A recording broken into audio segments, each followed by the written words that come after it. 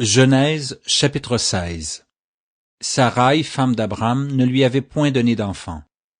Elle avait une servante égyptienne nommée Agar.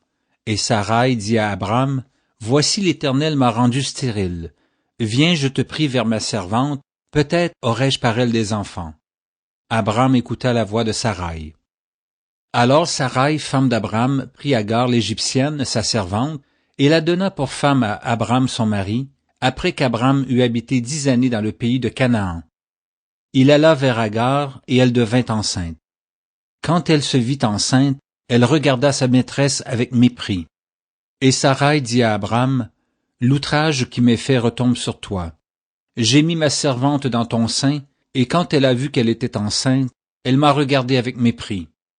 Que l'Éternel soit juge entre moi et toi. » Abram répondit à Saraï, « Voici ta servante est en ton pouvoir. Agis à son égard comme tu le trouveras bon. » Alors Saraï la maltraita, et Agar s'enfuit loin d'elle.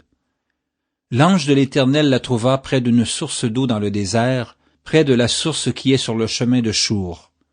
Il dit, « Agar, servante de Saraï, d'où viens-tu, et où vas-tu? » Elle répondit, « Je fuis loin de Saraï, ma maîtresse. » L'ange de l'Éternel lui dit, « Retourne vers ta maîtresse, et humilie-toi sous sa main. » L'ange de l'Éternel lui dit, « Je multiplierai ta postérité, et elle sera si nombreuse qu'on ne pourra la compter. » L'ange de l'Éternel lui dit, « Voici, tu es enceinte, et tu enfanteras un fils, à qui tu donneras le nom d'Ismaël, car l'Éternel t'a entendu dans ton affliction.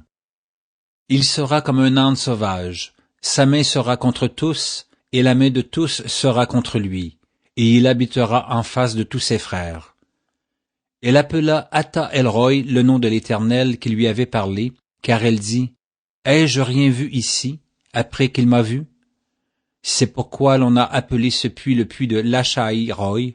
Il est entre Kadès et Bared.